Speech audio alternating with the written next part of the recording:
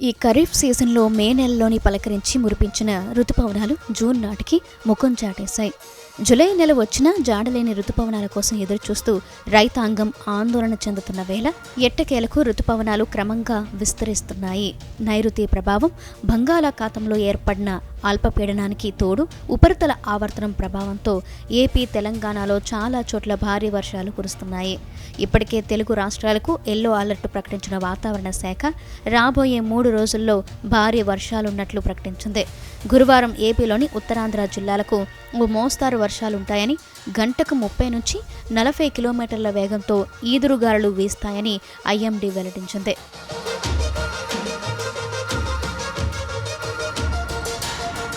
ఏపీలోని పలు జిల్లాలకు వర్ష సూచన చేసింది అమరావతి వాతావరణ కేంద్రం.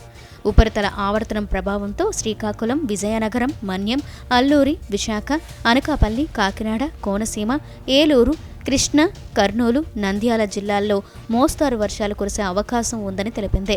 ఇటు తెలంగాణలోనూ గురువారం దాదాపు అన్ని జిల్లాల్లో గంటకు 30 నుండి 40 కిలోమీటర్ల వేగంతో ఈదురు గాలులతో కూడిన మోస్తారు వర్షాలు కురుస్తాయని వాతావరణ కేంద్రం చెప్పింది. తెలంగాణలోని అన్ని జిల్లాలకు ఎల్లో అలర్ట్ జారీ చేసింది.